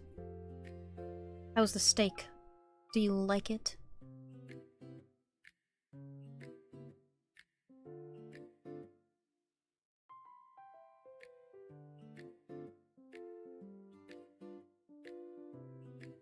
I'm getting hungry, but I only have like 200 calories left that I can eat today. I've started like a diet lately, and it's been going okay. I've been doing really good at keeping up with it, making sure that the calories go well. The only problem is I have a bad habit I can already see forming of gamifying it and seeing like, if I can min-max the calories I eat today, then yada yada, but that's not how it works. And convincing myself that's not how it works is imperative. Once yours hits, everything will be pushed back an hour. After yours hits, a further hour will be added, which means... Oh no! Midnight 30 streams. Berry Berries will be unwatchable. Oh no! I'm so sorry.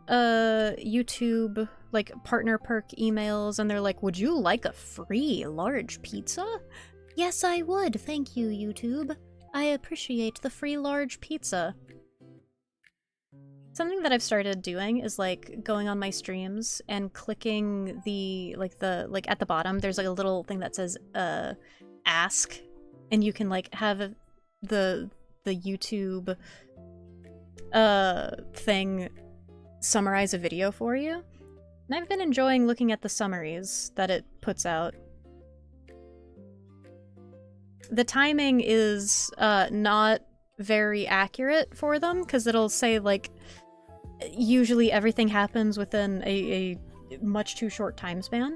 But I like reading the summaries of like what it thinks are the key points and what I should focus on like talking about on stream, considering that. You barely check your emails. Most people know will just call you. Of course, your favorite outdated old man is Stanford Pines. Ah, how could you? Your job is actually having a discount on this pizzeria place you tried many years ago. Ooh, nice. Getting perks through your job is the best. It's always nice. Na na na na.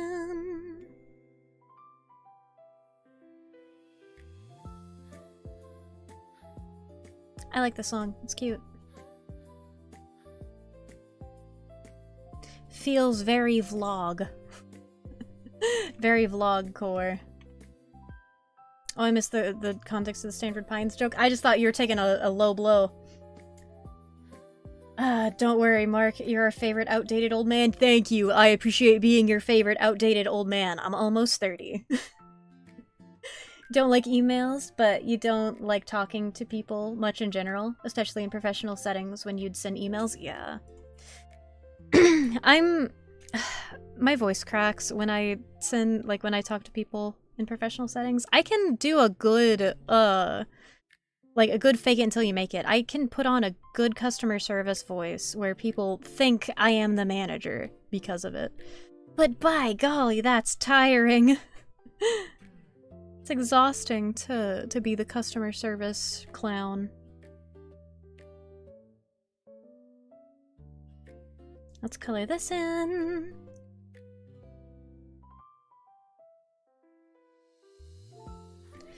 One time, years ago, when I was in film school, we ended up working at the NAB showcase, which if you don't know, it's this big convention that goes to Las Vegas.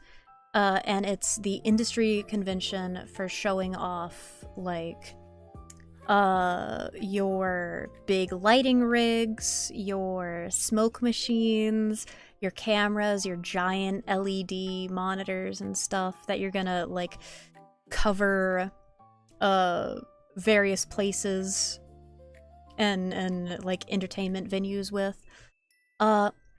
And we were working there at a VR booth, and this was when, like, the HTC Vive, I think that's the one. It's when that one had just come out. I think it had just come out. It was brand new technology for us, and so we were running a booth, showing how VR can be used for cinematic experiences. Because it was a dream of my dear late mentor, Francisco Menendez. It was a dream of his to recreate the novel Bitter Grounds, which is a recounting of like the coffee wars that happened in El Salvador. He wanted to recreate that film in VR, and I hope one day someone does that. I can't do, like, I don't have the knowledge or the know-how for creating something like that. But I think it would be absolutely wonderful to see that dream of his come true. But at the NAB showcase, we were helping people by, like, setting them up at the VR booth, and we were like cleaning the headsets and making sure they were sanitized. And this was even before like Miss Rona came to town, so we were just, you know, in general being clean. But at one point this this really cool industry professional lady was there, and we ended up talking, and I ended up walking her all the way out. And these were like industry booths. If you've ever been to an anime convention, you're probably thinking like a small, like, square booth, but these are really big booths. Like, I'd say they're at least like a couple yards across. 3, 6, 9, yeah, probably around like 20 feet in size was this thing. So in El Salvador, now bear in mind I'm not a historian on the war that happened in El Salvador, but basically, as a very boiled down TLDR, one of their main exports was coffee, and the people who owned the plantations, as it goes so often, were not very kind to the people working on the plantations. And so it was like a civil war, kind of. And a lot of people ended up starving. A lot of people ended up dying and being, like, driven from their homes during this time. And it was just a very rough time. That my professor, he lived through it. He was there when it was going on. And so the book Bitter Grounds really, you know, meant a lot to him. That scene in Encanto at the start of it, where you know, Abuela gets separated from her husband before the candle, like before the magic shows up, and before Casita becomes, you know, a thing in existence, when he basically sacrifices himself to these men in machetes who've attacked the town, like the village, that kind of reminded me of that book. It felt like they probably, someone on that team at some point either had a similar experience or read the novel, which either way is a possibility because it didn't happen that long ago. It's a really stark, it's a really dark time, but it's something that if you were interested in, I fully suggest going and looking up.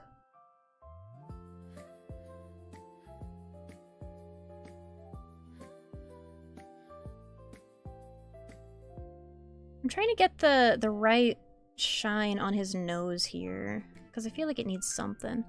Okay, how does this look, lads? Does this look okay? Does it look good, or is it buns? Because the longer I'm looking at it, the more I'm thinking buns, but I want to believe it looks good. I wanna believe.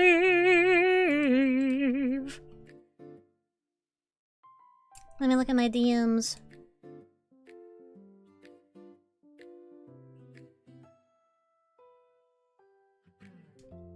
Wah, 100% Wahoo. It looks really good. Thank you, Ella. I appreciate you. I appreciate you very much.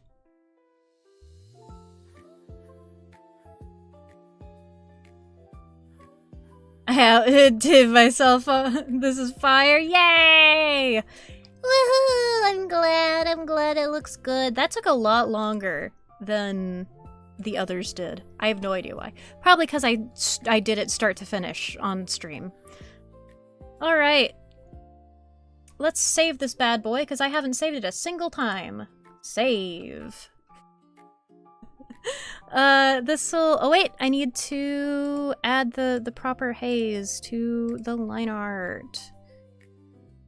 Filter. Gaussian blur. Not that much. We're gonna take this down. Take it down now, y'all. 2 hops this time. And we're gonna set it to, like, 50.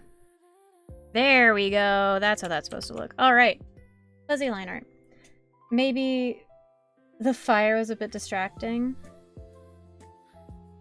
Maybe makes draws away from the character themselves.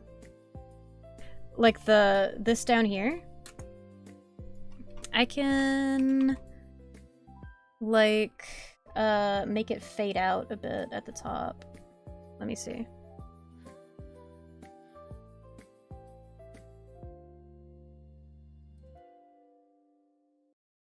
Kind of like this. Oh, and that's the end of that playlist. Yeah, the YouTube's telling me, girl, it is time to go. Get off of here, boy. Alright, how does that look? Does that look better, Ash? I'm gonna copy this. And I'm gonna paste it up here. Just so that I can, like, have these both copied.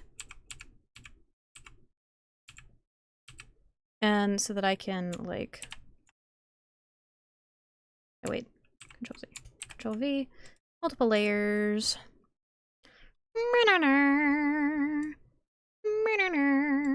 No, one of those needs to stay up there, thank you. I just want this one down here. At 50. Okay.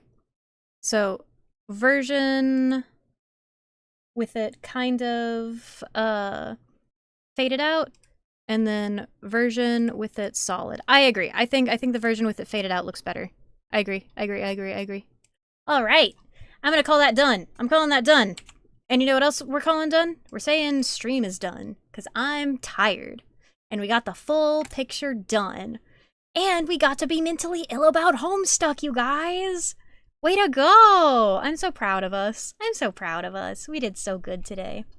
Everybody in chat, give yourself a big pat on the back for sticking around until the very end. I will give you a round of applause right now. Clap, clap, clap, clap, clap, clap, clap. And let's go over to our bedroom. All right. Thank you guys so much for hanging out with me this long. It's always a pleasure.